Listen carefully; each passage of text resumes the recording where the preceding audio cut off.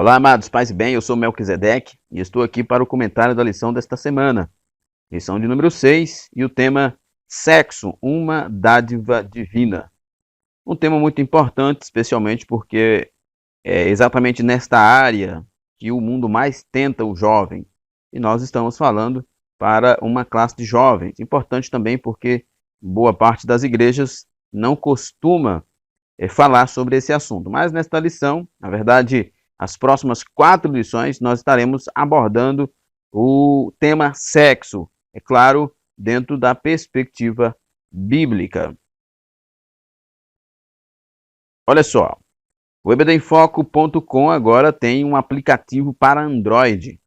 Você, então, vá lá na sua Play Store, você que tem o seu Android, e baixe o aplicativo do EBD em Foco e você cadastre lá e terá todo o conteúdo do EBD em Foco na palma da sua mão no seu celular Android. Não deixe de baixar o seu aplicativo, eu já tenho o meu aqui no meu celular e é muito prático. O EBD em Foco agora também um aplicativo do EBD em Foco, todo o conteúdo que você precisar. Bom, então é isso aí. O assunto da lição vai falar sobre sexo, né, que é o tema da nossa lição, e o texto do dia está em Gênesis capítulo 2, verso 24, e diz: Portanto, deixará o varão o seu pai e a sua mãe, e apegar-se-á à sua mulher, e serão ambos uma só carne. É interessante, as pessoas, os estudiosos da Bíblia, costumam dizer que esse versículo tem três lições importantes aqui. Portanto, deixará o varão o seu pai e a sua mãe. Esse deixar, na verdade, não é só ao varão, né, mas a mulher também. Esse deixar se dá em 3 aspectos. No aspecto financeiro, ou seja, você só pode se casar quando você puder sustentar a sua casa sem depender dos seus pais. Isso vale tanto para o homem quanto para a mulher. Você, então, primeiro deixar, deixar a casa do pai, então, essa emancipação financeira. Também uma questão física, emancipação física. Você precisa procurar o seu espaço, a sua casa, né, o seu lugar para morar. E a sua emancipação psicológica, né, mental. Você precisa resolver os seus problemas sozinho. Então, portanto, deixará o varão seu pai e a sua mãe e apegar-se à sua mulher, e serão ambos uma só carne, né? Tanto o homem quanto a mulher precisa se emancipar aí financeiramente, fisicamente e emocionalmente dos seus pais. Isso é o casamento. Na síntese, Deus criou o sexo para proporcionar satisfação e senso de realização em um casamento sem mácula. Primeira verdade que nós vemos aqui na síntese é que Deus criou o sexo. O sexo não é uma coisa do diabo. E o sexo não está relacionado ao pecado inicial, ao primeiro pecado de Adão e Eva. Não tem nada a ver. Nós temos que ter essa compreensão.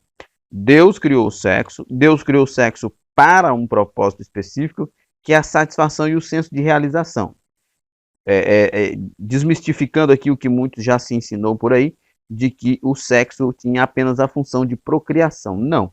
O sexo tem a função de satisfação e realização, né? A construção de uma família, um legado, tudo isso faz parte, tudo isso o sexo ajuda a construir. E dentro de um casamento sem mácula, de um casamento onde os dois se portem aliançadamente, fiéis um ao outro.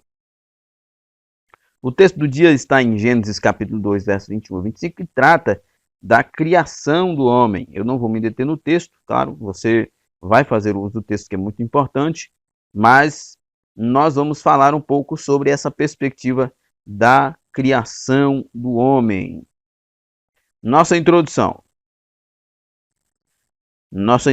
nos diz: as próximas 4 lições, como já disse, foram reservadas para refletirmos a respeito do sexo. Muito importante nós refletirmos sobre esse assunto, porque se nós, na igreja, não falarmos do assunto sexo, o mundo lá fora vai falar. E eles vão falar deturpadamente, fora das realidades da Bíblia. E o cristão deve praticar o sexo dentro dos padrões bíblicos. Claro, o padrão bíblico principal é dentro do casamento. Nós vamos ver isso mais na frente.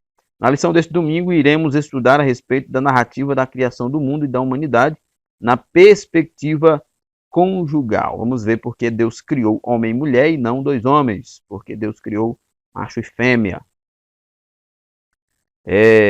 Veremos como Deus planejou o relacionamento sexual entre o homem e a mulher no casamento e qual o seu propósito. Isso é muito importante. No segundo tópico, vamos abordar o modelo bíblico para o casamento e como esse modelo favorece uma vida conjugal feliz e sem pecado. Nosso primeiro ponto, o sexo e a criação do ser humano. O homem e a mulher como obra-prima de sua criação. Deus fez o homem, quando falo homem nesse sentido, estou falando na espécie humana, né? Deus fez o homem uma obra-prima, a melhor das suas obras, a mais excelente das suas obras. A narrativa bíblica da criação traz uma sequência lógica na ordem das coisas criadas, na intenção de criar um local apropriado para as suas criaturas. Deus criou os céus e a terra. Por último, vemos a criação do ser humano, e nesse momento o padrão da narrativa muda. Isso aqui é muito interessante. Nos falta tempo para abordar sobre esse assunto de forma mais específica, mas você pode dar uma olhada no relato da criação, que Deus criou os céus e a terra. Quando Deus criou a terra, ele criou a parte seca, ele criou a parte de água, e ele disse que a parte seca deveria produzir, né, plantas de acordo com a sua espécie, animais de acordo com a sua espécie, e a parte cheia deveria produzir de acordo com as suas espécies, que moraria dentro da água, e assim por diante. Tudo, Deus foi dando ordem e as coisas foram acontecendo. Mas quando chega no relato da criação do homem, o tom muda de fato, né? O padrão da narrativa muda, porque Deus então fala, façamos o homem, façamos. Deus não ordena que da própria natureza surja o homem, mas que ele vai moldar o homem, porque não apenas na questão física, para ser diferente dos demais animais terrestres, mas no caráter. Deus então cria o homem à sua imagem e semelhança. Surge um tom mais solene e detalhado, afinal, passa a ser apresentada a obra-prima de Deus, o homem e a mulher, criados à sua imagem, macho e fêmea.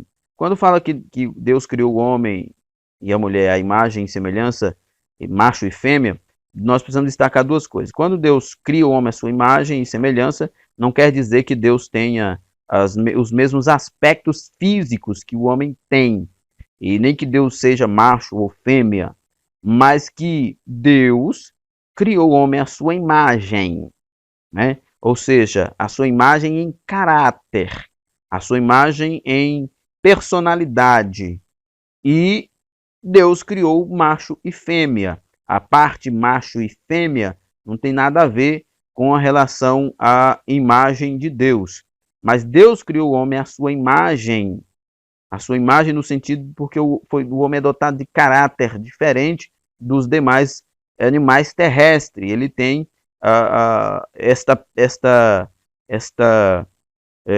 vamos dizer, essa perspectiva, né, esse elemento que diferencia dos demais animais, que é o caráter, a consciência, e isso que o torna o homem a imagem de Deus. E Deus criou macho e fêmea. Ou seja, Deus não criou dois machos, Deus não criou duas fêmeas. Deus criou um macho e uma fêmea. E isso aqui basta para nos dizer que Deus criou o homem e a mulher com a intenção de que eles praticassem sexo, reproduzissem. E, de acordo com o que nós estudamos hoje na biologia, os aspectos do corpo do homem e da mulher, claro, o sexo foi feito também para ter prazer. Diferente dos demais relatos da criação do Oriente, em que acreditavam na criação do ser humano para suportar o jugo dos deuses e para servi-los, em Gênesis ele é criado para reinar sobre a criação. O propósito inicial de Deus para o homem era de domínio, domínio sobre a água, domínio sobre a terra, domínio sobre as plantas, domínio sobre os peixes, enfim. Era para o homem dominar toda a natureza e todo o espaço existente. O relacionamento entre o ser humano e o restante da criação de espécie diferente é de domínio e submissão. Domínio sobre a terra, sobre os vegetais e sobre os animais. O homem é a coroa da criação de Deus e por isso ele está nessa posição de domínio. Os naturalistas, os anti-Bíblia, os anti-Deus vão criticar essa postura dominante do ser humano e alguns até colocam o ser humano como algo, uma coisa ruim, mas Deus criou o homem para dominar as outras espécies mesmo. É claro que o pecado veio destruir esse domínio harmônico, mas Deus criou o homem para dominar, sim. Deus criou o homem e a mulher distintos e com objetivos específicos. Em Gênesis 1:28 temos: e Deus os abençoou e Deus lhes disse. Aqui Deus se comunica direto com o ser humano, demonstrando a relação especial, inclusive no processo de fecundação. Para Israel, a fecundidade era precedida de uma palavra de bênção divina, né? Aqui Deus se comunica direto com o ser humano, demonstrando a relação especial, diferente da relação que ele tem com os outros seres vivos, né?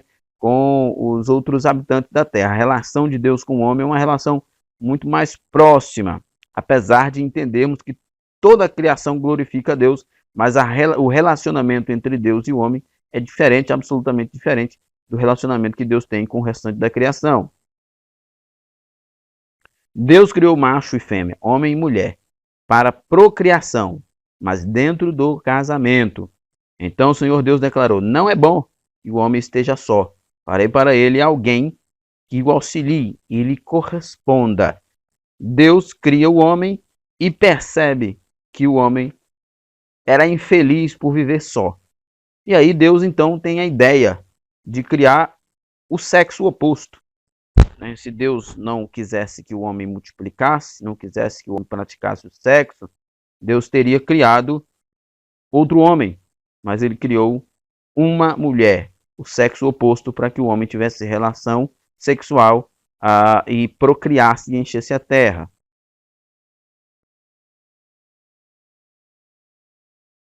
Kenegdor, algo distinto e que se ajusta perfeitamente. Essa palavra corresponda, né? Ou seja, que seja compatível com o homem num propósito de procriação, de satisfação, de complementação e assim por diante. Os dois sexos têm a mesma dignidade de imagem de Deus. Esse é um ponto importante, porque muitas pessoas criticam a Bíblia dizendo que a Bíblia é machista, de que a mulher é um ser inferior. Não. O homem e a mulher, Deus criou ambos a imagem e semelhança de Deus. E os criou sexos diferentes, mas ambos têm a mesma dignidade de imagem de Deus. Para se complementarem e gerar filhos, também a sua imagem e semelhança de Deus, ou seja, com o mesmo caráter temente a Deus, com a mesma personalidade. Homem e mulher foram criados para se relacionarem emocional, efetivo e sexualmente entre si no casamento. Acho interessante, lembro de uma palavra do pastor Hernandes Dias Lopes, que se fora do casamento o sexo é pecado, a falta dele no casamento também é. Porque o homem e a mulher foram criados para se relacionarem emocional, efetiva e sexualmente entre si. Só que no casamento. O sexo foi criado para a procriação e a felicidade no casamento. Um casamento sem sexo, de fato, não tem felicidade. No relato da criação, o homem foi criado primeiro. No entanto, teve uma vida solitária, pois lhe faltava uma companheira do sexo oposto, como tinham os animais. Os animais tinham alguém que o completasse, e o homem não tinha. E certamente, né, nós podemos depreender isso, que ele olhava para as espécies e via cada um com o seu sexo oposto satisfazendo, tendo sua companhia, e ele sentiu falta disso. Então Deus criou para ele uma adjuntora. O seu sentimento de solidão comove o coração de Deus, que afirma não ser bom que ele vivesse só. Realmente o homem não foi criado para viver sozinho. Deus então decide criar para o homem uma companheira. Nós conhecemos aí o relato da criação da mulher. Após a criação da mulher, o homem a contempla e diz. Para alguns, a primeira poesia, a primeira declaração de amor, e sem dúvida, né, de acordo com a criação, essa é a primeira declaração de amor, e ela é muito bonita, é muito profunda. Adão então olha para Eva e diz: esta é agora ossos dos meus ossos e carne da minha carne. É por isso que Deus diz que o homem deixará a casa do seu pai e da sua mãe e unir-se à sua esposa e tornar-se uma só carne. Agora não existe mais eu e ela, existe sempre nós.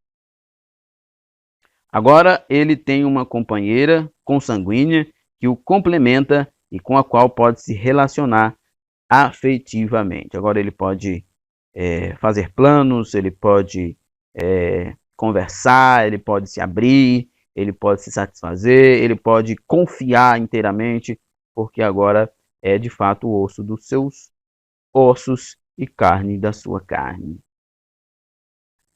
Segundo ponto, sexo, uma dádiva divina para ser desfrutada no casamento.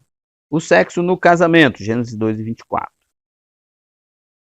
Uma verdade já bem conhecida dos crentes é comprovada em Gênesis 2:24. O casamento foi a primeira instituição criada por Deus.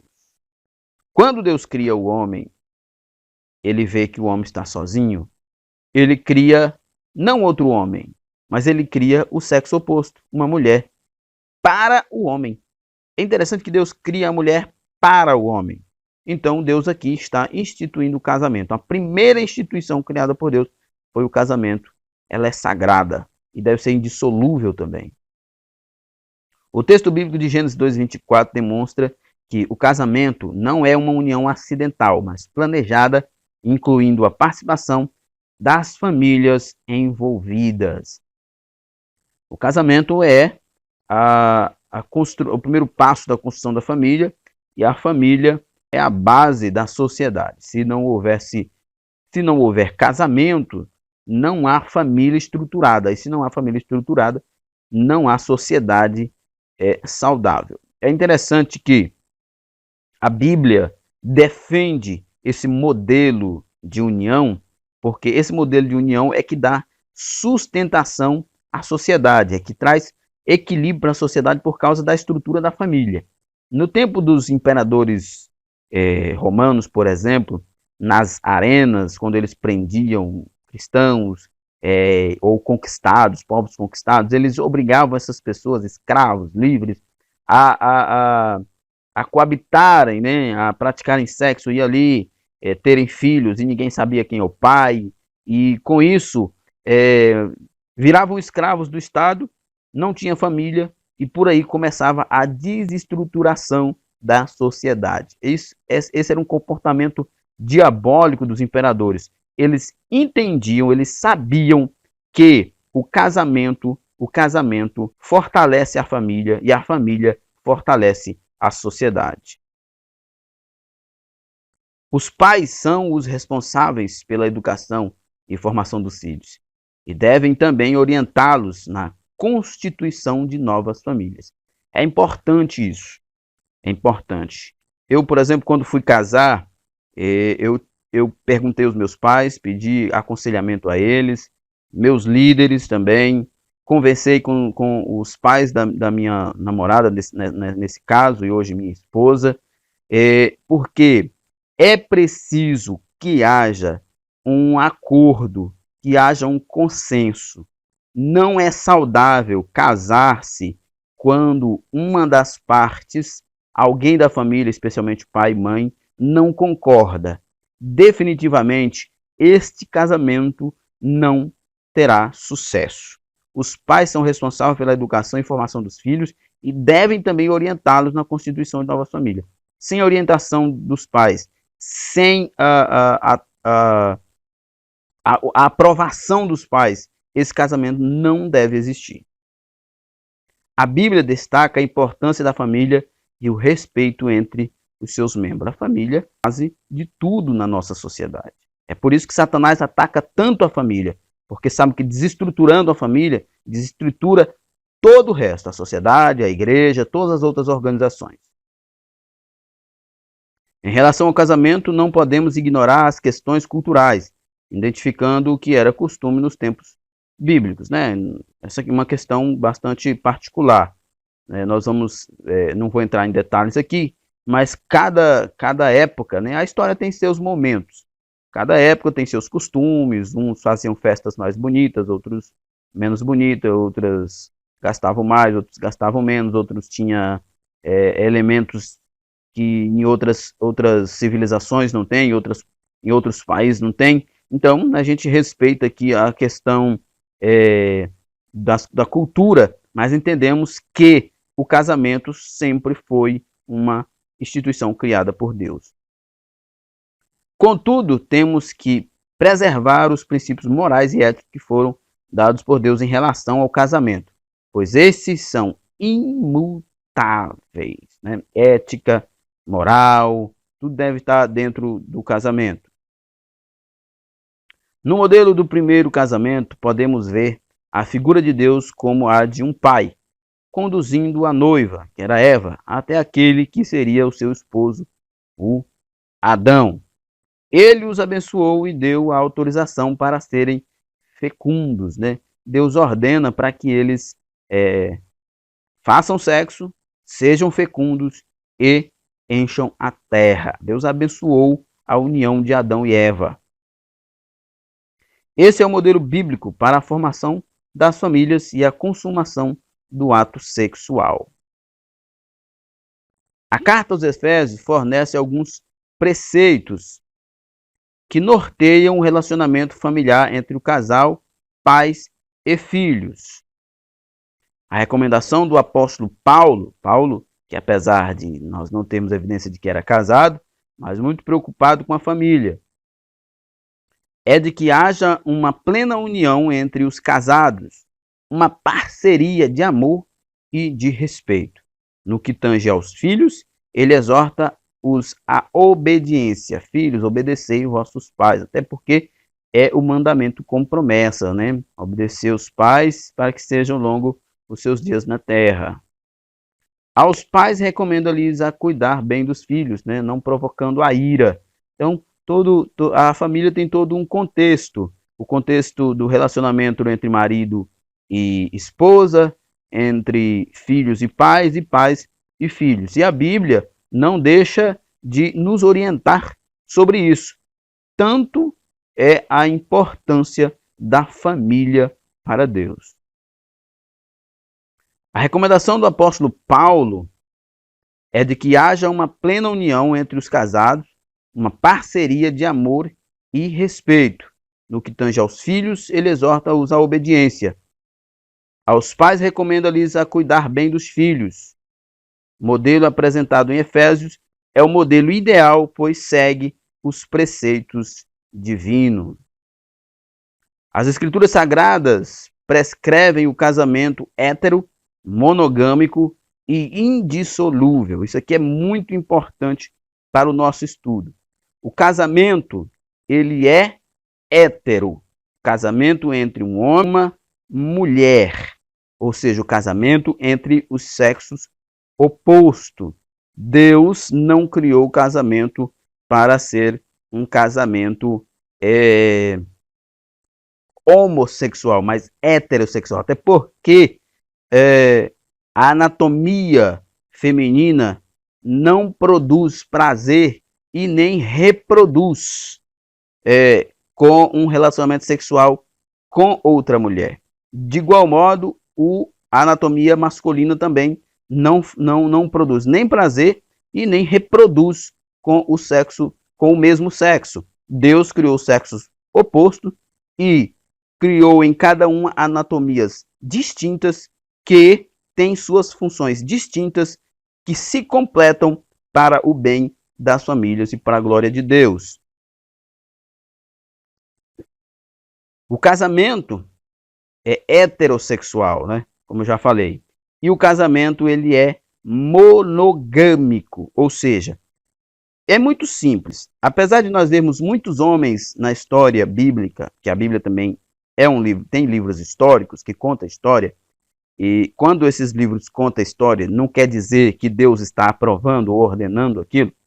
Nós vemos muitos homens, como Davi, como Salomão e outros, que tiveram muitas mulheres. Mas o princípio básico da nossa interpretação deve ser a criação.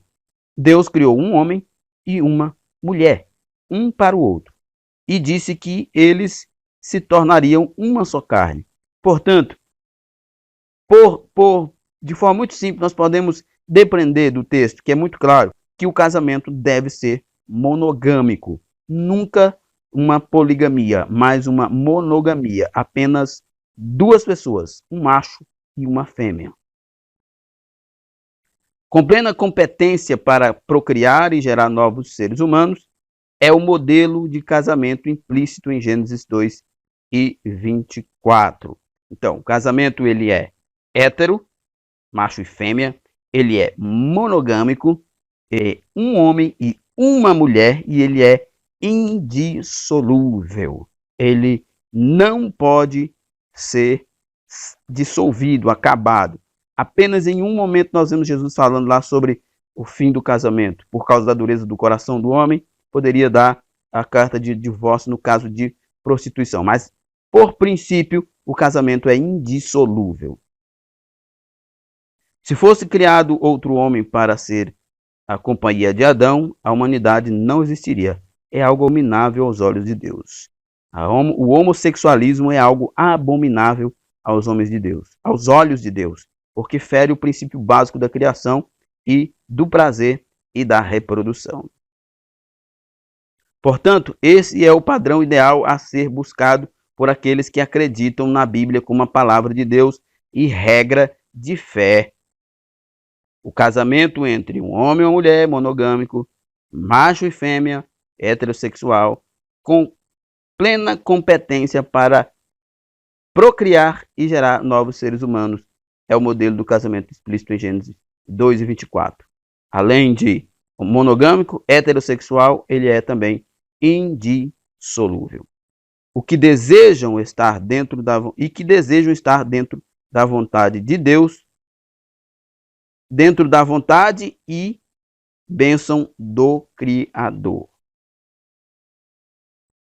O texto diz que o homem deve deixar pai e mãe, mas é evidente que o mesmo se aplica também à mulher. Eu já falei sobre isso lá no início, inclusive. O termo deixar pressupõe que ambos estejam em condição de assumir tal compromisso nos aspectos físico, financeiro e psicológico. Ou seja, eu já falei lá no início, né, sobre a emancipação física, tem que sair da casa do pai, não dá para casar e morar com os pais. Financeiro, tem que trabalhar para sustentar a própria casa, não dá para depender dos pais. E psicológico, você tem que resolver os seus problemas você mesmo, dentro da sua casa com sua esposa. Não tem que levar os seus problemas para os seus pais. Precisa haver essa emancipação física, financeira e psicológica. Se você não tem essas condições, é melhor que não case.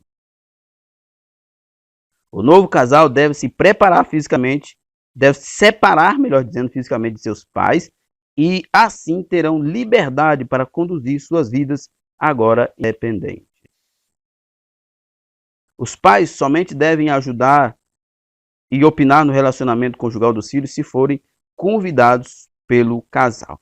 Mesmo nesses casos é muito importante, porque muitos casais não têm essa sensibilidade e metem os pais a qualquer custo dentro do relacionamento. É bom que tenhamos, se por um lado é bom que os pais tenham prudência para não se meterem, vamos dizer assim, é também importante que o casal não introduza os pais de forma a qualquer custo dentro da relação. É preciso separar isso.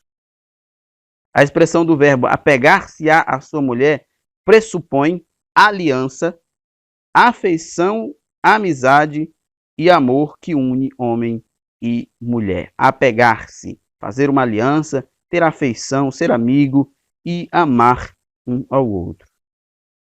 O sexo sem culpa. O primeiro casal estava nu e não tinha vergonha de sua nudez, que é muito interessante. Não havia motivo para se envergonharem ou sentirem culpa. Eles somente vão sentir vergonha no da culpa, que veio pela desobediência, pelo pecado, né? Ou seja, a perda da inocência. É importante ressaltar que a culpa não veio com o ato sexual, mas pela desobediência à palavra de Deus. O sexo sem culpa. Bom, Adão e Eva, antes do pecado, sem dúvida, eles já se relacionavam sexualmente. Senão Deus não teria criado macho e fêmea. Mas, nessa época, o sexo era, nesse momento aí, o sexo era, sem dúvida, muito puro, muito puro. Não havia nenhuma culpa. O sentimento de culpa só veio depois do pecado. E para que esse sentimento de culpa seja dissipado, é necessário um casamento. Da mesma forma, se o relacionamento enquanto namorado, noivo, casado, não haverá sentimento de culpa, mas estiver dentro do projeto, melhor. Da mesma forma, se o relacionamento enquanto namorado, noivo, casado, estiver dentro do projeto ideal de Deus, respeitando os limites estabelecidos por ele, não haverá sentimento de culpa, mas de prazer e realização. Ou seja, esperando cada tempo. Namoro é para conhecer, não é para ter relacionamento sexual. Noivado é para estreitar mais os laços, mas ainda não tem relacionamento sexual. Agora, no casamento, pode e deve ter o relacionamento sexual. Só dessa forma o sexo será sem culpa, dentro do casamento. Diferente do que se defende em algumas culturas e até mesmo religiões, tanto o homem como a mulher foram criados para a procriação e felicidade conjugal. Porque muitos dizem que o sexo foi feito apenas para a procriação, mas isso não é verdade. Nós compreendemos que o sexo também foi feito para a felicidade do casal. Assim, não deve satisfação apenas de um dos cônjuges, mas de ambos, ou seja, a felicidade é do casal. Casar sem esse entendimento pode causar sérios problemas no relacionamento entre o casal, ou seja, se a mulher casa pensando em satisfazer a si mesma e não ao homem, isso pode trazer problema. De igual modo, o homem se casa pensando em satisfazer apenas a si próprio e não a mulher, isso vai trazer um problema. É preciso que haja uma satisfação mútua no casamento. E antes de casar, tem que ter essa consciência. Por isso é fundamental que a compreensão ocorra durante o namoro. É o tempo de conversa. Infelizmente, muitos jovens namoram e não conversam. Para que, ao chegar ao casamento, desfrute de uma vida sexual sem culpa e dentro dos princípios estabelecidos pelo Senhor, como convém aos santos. Tempo de namoro é tempo de conversa, para se conhecerem. Na nossa conclusão, nós, então, vemos o seguinte. Nesta lição, nós aprendemos que, de acordo com a narrativa bíblica da criação, Deus formou o homem e a mulher com um propósito definido. O Senhor também tem um objetivo para o sexo no casamento, a procriação e a felicidade do casal. Nunca devemos perder essa perspectiva. Felicidade do casal para uma família abençoada. O modelo bíblico de casamento é hétero, monogâmico e indissolúvel. Os desejos nos relacionamentos e na vida sexual antes do casamento devem ser tratados segundo os preceitos bíblicos. Deus deseja que você tenha, no tempo certo, um casamento e uma vida sexual saudável e feliz. Busque a Deus, ore e leia a sua palavra para que você agrade sempre ao Senhor. Amém? Então, nós temos aqui agora as nossas perguntas, eu não vou me deter nelas, por questão de tempo, mas você faz uso desse dispositivo para fixar a aprendizagem de seus alunos. Então, mais uma vez, nós alertamos aqui. O objetivo desse slide é que você use na sua igreja. Você pode modificar da maneira que você quiser, mas, por favor, não pirateie. Você vai estar prejudicando esse projeto que tem abençoado muitas vidas. Então é isso aí, ebdemfoco.com. Mais uma vez, nós agradecemos a sua participação. Fique sempre por aqui, que Deus em Cristo nos abençoe. Na próxima estaremos de volta. Paz e bem a todos.